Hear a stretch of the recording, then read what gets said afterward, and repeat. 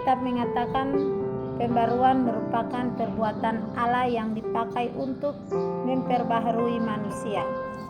Dalam Injil Yohanes 1 ayat 13 mengatakan, orang-orang yang diperanakan bukan dari darah atau dari daging, bukan pula secara jasmani oleh keinginan seorang laki-laki, melainkan dari Allah. Hanya kehendak Allah kita dapat menerima dan memiliki pembaruan hidup. Allah pembaru dalam Roh Kudus. Allah memperbarui manusia melalui Roh Kudus dengan cara mentransformasi karakter, memberikan pengampunan, dan memampukan seorang untuk hidup lebih baik sesuai kehendaknya. Bagaimana Roh Kudus mengubah kita? 1. Mengubah hati kita. Roh Kudus membantu kita mengasihi Tuhan dan sesama lebih dalam.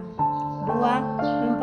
Memperbarui pikiran kita melalui kitab suci dan doa. Roh Kudus membentuk kembali pikiran kita, mengatasi kebohongan dan kebenaran.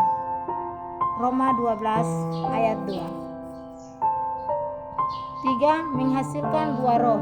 Saat kita berserah kepada Dia, menumbuhkan kasih, sukacita, kedamaian, dan buah-buah lainnya dalam hidup kita yang terdapat dalam kitab Galatia 5 ayat 22-23. 4. Memperdayakan kita untuk tujuan Tuhan. Roh memperlengkapi kita untuk hidup dengan berani dan setia memenuhi panggilan baik unik yang telah Tuhan berikan kepada kita. Kisah Para Rasul 1 ayat 8. Contoh, renungkanlah Petrus yang berubah dari menyangkal Yesus karena takut menjadi berani memberitakan Injil pada hari Pentakosta. Transformasi ini bukan karena kemauan Petrus, melainkan karena karya Roh Kudus. Roh Kudus dan gereja. Kitab Perjanjian Baru menggambarkan gereja dengan bermacam-macam gambaran. Umpamanya sebagai umat Allah, Wahyu 21 ayat 3, Bait Allah 1 Korintus 3 ayat 16, Bait Roh Kudus 1 Korintus 6 ayat 19, Bangunan Allah 1 Korintus 3 ayat 9, Kawanan domba Allah 1 Petrus 5 ayat 2. Salah satu ungkapan yang dipakai untuk melukiskan gereja sebagai suatu persekutuan yang baru ialah tubuh Kristus. Roma 12 ayat 4, 1 Korintus 12 ayat 4. Jikalau jemaat dipandang sebagai tubuh Kristus, hal itu berarti jemaat diwakili di dalam Kristus sebagai manusia yang bertumbuh. Itulah sebabnya Alkitab menyebutkan bahwa jemaat disalibkan dan dikuburkan bersama Kristus, juga dibangkitkan bersama Kristus, serta diberikan tempat bersama Kristus di sorga. Gereja adalah karya Allah melalui pengorbanan Yesus Kristus di kayu salib. Efesus 5 ayat 25. Bukan hasil usaha manusia. Gereja merupakan orang-orang yang dipanggil keluar dari kehidupan lama yang berdosa, mengalami hidup baru di dalam Yesus Kristus, dan menjadi tempat kediaman Roh Kudus.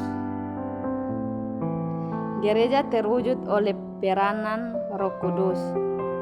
Untuk mengetahui tentang terwujudnya gereja Tuhan, maka perlu lebih dahulu untuk mengetahui tentang Roh Kudus dan peranannya.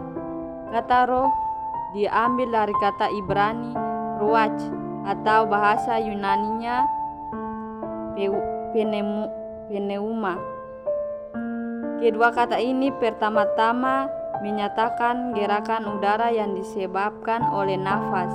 Karena itu, ruach dan pneuma dapat diterjemahkan nafas atau dengan arti kiasan nyawa dan semangat. Kedua kata ruach dan pneuma selanjutnya menyatakan gerakan udara yang disebabkan angin. Karena kedua kata ini dapat diterjemahkan dengan kata angin, angin sepoi-sepoi, angin kencang, angin ribut, angin tofan, dan lain-lain. Roh Kudus adalah oknum Allah yang ketiga. Tritunggal, di mana perannya sangat dirasakan pada zaman Perjanjian Baru. Roh Kudus yang hidup membuat orang-orang berpaling kepada kebenaran. Ia adalah oknum Allah yang ketiga. Tidak dapat dibedakan antara lain Bapa, Allah, Anak, dan Roh Kudus. Ketiganya adalah satu.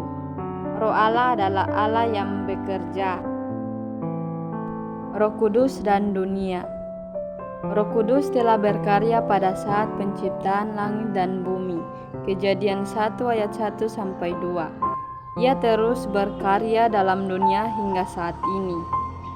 Ia berkarya baik dalam diri orang-orang percaya maupun dalam diri orang-orang yang tidak atau belum percaya. Alkitab menyatakan tentang karya Roh Kudus di antara orang-orang yang tidak atau belum percaya kepada Tuhan Yesus. Karya itu adalah 1. Roh Kudus yang menahan kejahatan sehingga kehendak Allah digenapkan dalam dunia ini. Ia yang menahan dan tidak membiarkan kejahatan digenapkan sampai si pendurhaka menyatakan dirinya. 2 Tesalonika 2 ayat 7. 2. Roh Kudus yang menempelak isi dunia tentang dosa dan kebenaran dan hukuman. Yohanes 16 ayat 8-11. 3. Roh Kudus menyaksikan kebenaran yang ada di dalam Kristus serta menyatakan kebenaran Injil dan kesaksian tentang Kristus.